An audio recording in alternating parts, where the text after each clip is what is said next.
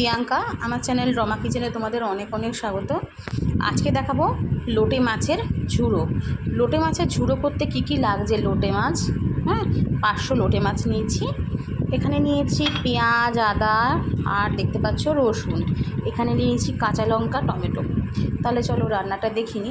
সবার প্রথমে আমি কি করব, এটা সর্ষের তেলে হবে। সবার প্রথমে আমি লোটে মাছটাকে পরিমাণ মতন জল দিয়ে দিচ্ছি।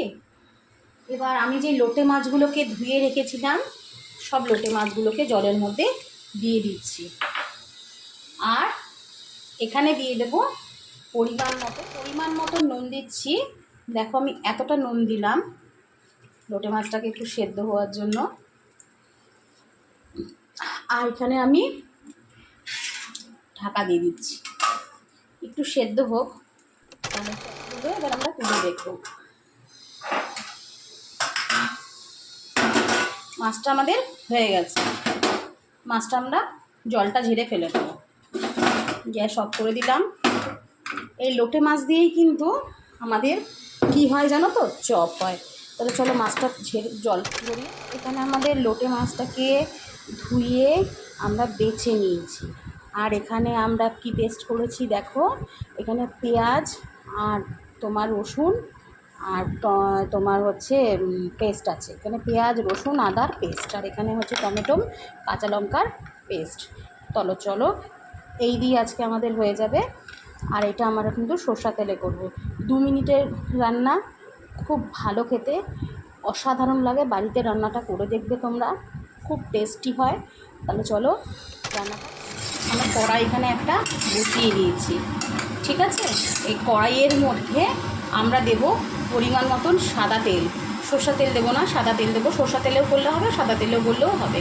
আমরা কি দিয়েছি, এটা আমরা গরম হতে দেবো। এর মধ্যে আমরা যেটা এখন দেবো সেটা হচ্ছে তোমার এই পরিমাণ মতন দারচিনি, এলাচ আর তোমার এই লবঙ্গ। এর মধ্যে আমরা যেটা দেবো এখন, সবার প্রথমে দেব পেঁয়াজ বাটা।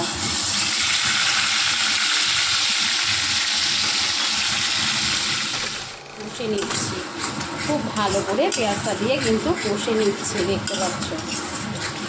খুব ভালো করে কষে নিতে হবে।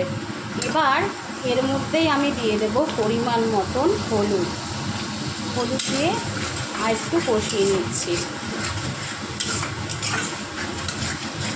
এখনই কিন্তু আমরা নুনটা দেব না, এটা যখন পুরোপুরি ভাজা হয়ে যাবে আরও লঙ্কা দেবো, তারপরে আমি দেবো নুন, ঠিক আছে। এখন আমি হলুদটা দিয়ে পেঁয়াজটাকে খুব ভালো করে দেখো কষিয়ে নিচ্ছি। এখন আমরা দেব এর মধ্যে লঙ্কা আর টমেটো পেস্ট, লঙ্কা টমেটো বাটা।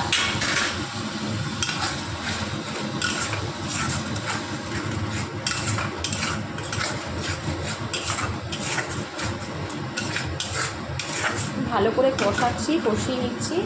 এবার এর মধ্যে দেব পরিমাণ মতন নুন দিয়ে দিলাম পরিমাণ মতন। আমরা যেরকম লবণ খাও সেরকম দেবে।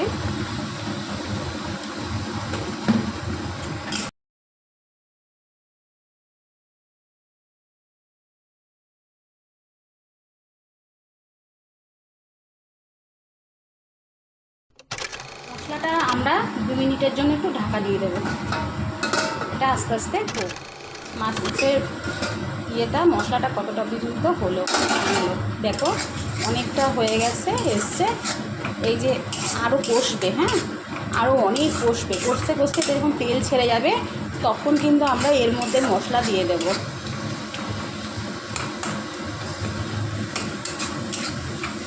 আচ্ছা, কিন্তু এটা কিন্তু তোমরা কুচো পেঁয়াজ দিতে পারো, ওপর থেকে একটু কুচো পেঁয়াজ দিয়ে দেবে, বা তেলের মধ্যে কুচো পেঁয়াজ ভাজা করে দেবে।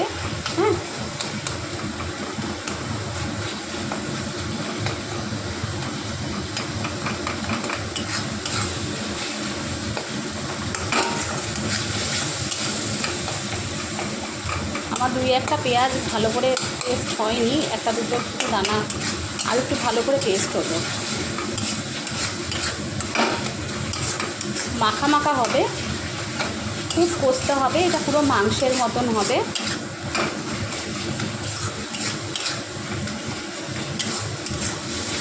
দেখো আমি কিন্তু খুব ভালো করে কষিয়ে নিচ্ছি, তোমরা কিন্তু খুব ভালো করে কষিয়ে দেবে। যতক্ষণ না কষানো মশলাটা হচ্ছে ততক্ষণ কিন্তু মাছটা দেবে না।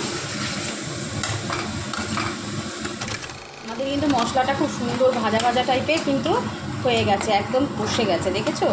এরকমই কিন্তু হবে। দেখো এবার আমরা মাছগুলো দেবো। এই দেখো আমরা সেদ্ধ করা মাছগুলো এবার এর মধ্যে দিয়ে দিচ্ছি। এবার দিয়ে এটাকে আবার আমি কষাবো, অনেক কষাবো। কষতে কষতে যখন এটা একদম ঝুরঝুরে হয়ে যাবে তখন তোমার হচ্ছে এটাকে নামিয়ে দেবো, চিনি দিয়ে নামিয়ে দেবো। মাছটা আগে কেন তেলের মধ্যে দিলাম না জানো? তেলের মধ্যে এই মাছ আগে দিলে কিন্তু মশলা পরে দিলে কিন্তু কাঁচা কাঁচা গন্ধ লাগবে। যেহেতু মশলাটা আমাদের ভালো করে সেদ্ধ আছে, আর এই মাছটা দিয়ে তোমরা চপও বানিয়ে খেতে পারো। আমি একদিন এই মাছে তোমাদেরকে চপ বানিয়েও দেখাবো, ঠিক আছে?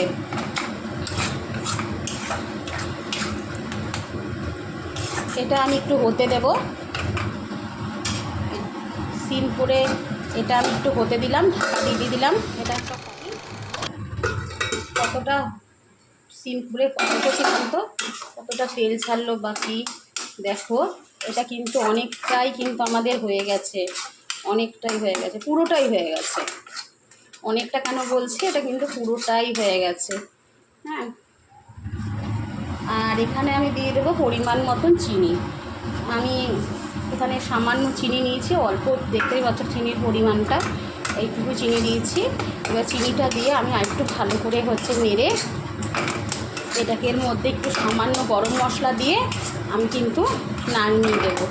এটা কিন্তু গরম ভাতের সঙ্গে যা ভালো লাগে বন্ধুরা, তোমরা বিশ্বাস করবে না, খুব ভালো লাগে। গরম ভাতের সঙ্গে খাও, রুটি দিয়ে খাও, দারুণ লাগে।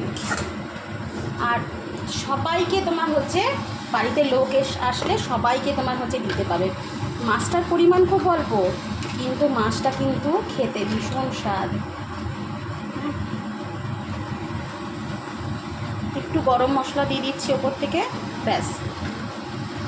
আমার বোন কিন্তু এই মাছটা খেতে খুব ভালোবাসে, ও নিজেও খুব সুন্দর রান্না করে, আবার ভালোও খুব ভাসে মাছটা খেতে, জানো? আমার মাও খুব সুন্দর এই মাছটা করে, মাছটা একদম ঝুরঝুরে করবে একদম। হ্যাঁ, আমি একটু মাখা মাখা টাইপের রাখলাম। তোমরা যদি মনে করো তাহলে একদম ঝুরঝুরে করবে, তাহলে তাতে তোমার ইয়েটা কম দেবে, তাহলেই ঝুড়ো হয়ে যাবে। মানে যখন সেদ্ধ করবে অল্প জল দিয়ে সেদ্ধ করবে।